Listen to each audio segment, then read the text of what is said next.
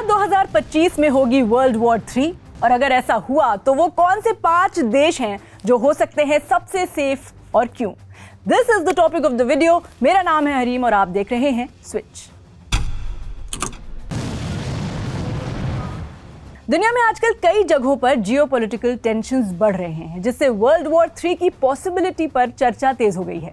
खासकर middle east में हुए रीसेंट कॉन्फ्लिक्ट्स ने ग्लोबल इकोनॉमी और देशों की स्टेबिलिटी पर बड़ा असर डाला है। इसी बीच ब्राजील के एक पैरासाइकोलॉजिस्ट और self proclaimed living Nostradamus Athos Salome ने यह दावा किया है कि 2025 में वर्ल्ड वॉर 3 हो सकती है और इसकी शुरुआत टेक्नोलॉजी ड्रिवन कॉन्फ्लिक्ट से होगी। तो सबसे पहले समझते हैं कि क्या है वर्ल्ड वॉर 3 के होने की संभावनाएं। एथोस सलोमे का मानना है कि भविष्य की वॉर्स में टेक्नोलॉजी का सबसे बड़ा रोल होगा। यूक्रेन और रशिया के ऑनगोइंग कॉन्फ्लिक्ट को वो एक एग्जाम्पल के तौर पर देखते हैं।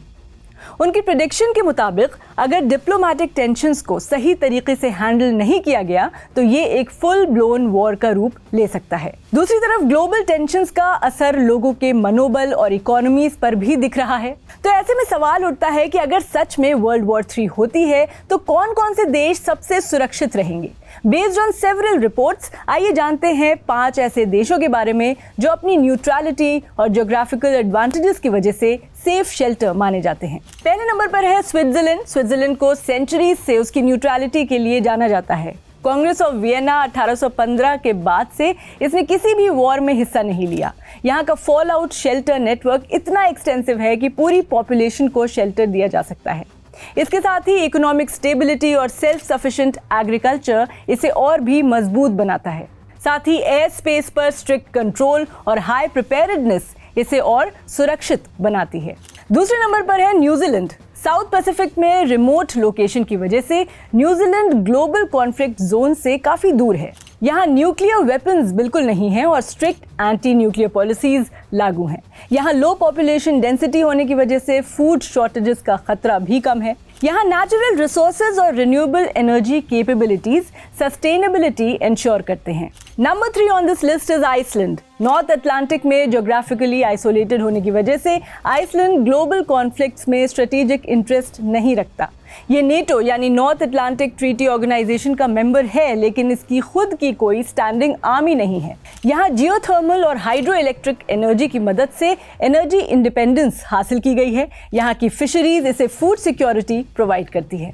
Next on this list is Bhutan. Himalayas के बीच लोकेटेड भूटान अपनी ग्रॉस नेशनल हैप्पीनेस पॉलिसी के लिए जाना जाता है, जो पीस और सस्टेनेबिलिटी को प्राथमिकता देती है। ग्लोबल पावर्स से लिमिटेड इंटरैक्शन की वजह से ये कॉन्फ्लिक्ट जोन्स का हिस्सा नहीं बनता। टफ माउंटेनस टेरेन इसे इन्वेजन से बचाती है। ट्रेडिशनल सेल्फ सफिशिएंट एग्रीकल्चर पर निर्भरता इसे फूड सिक्योरिटी देती है। And number 5 on the list is Ireland. Ireland अपनी न्यूट्रलिटी और नेटो से बाहर रहने की वजह से एक सुरक्षित देश माना जाता है। यहाँ का एग्रीकल्चरल बेस और मैरीटाइम क्लाइमेट फूड प्रोडक्शन को सपोर्ट करते हैं। डिप्लोमेसी और ह्यूमन राइट्स पर फोकस इसे कॉन्फ्लिक्ट से दूर रखता है। नेटो कंट्रीज जैसे यूके से क्लोजनेस की वजह से इसे इनडायरेक्ट प्रोटेक्शन का फायदा मिलता है। अगर वर्ल्ड वॉर 3 होती है तो उसका असर और हमारी तैयारी पर बात कर लेते हैं। अगर 2025 में सच में वर्ल्ड वॉर 3 होती है तो इसका असर सिर्फ मिलिट्री कॉन्फ्लिक्ट्स तक सीमित नहीं रहेगा। Global economy collapse, food shortages और एनर्जी क्राइसिस जैसी समस्याएं उभर सकती हैं। इसके अलावा टेक्नोलॉजी ड्रिवन वॉर्स का मतलब है कि साइबर अटैक्स और एआई का मिसयूज हो सकता है, जिससे नॉन कॉम्बैटेंट देशों पर भी असर पड़ सकता है। इसलिए इन चुनौतियों से निपटने के लिए ग्लोबल कोऑपरेशन और म्यूचुअल अंडरस्टैंडिंग की ज़रूरत है।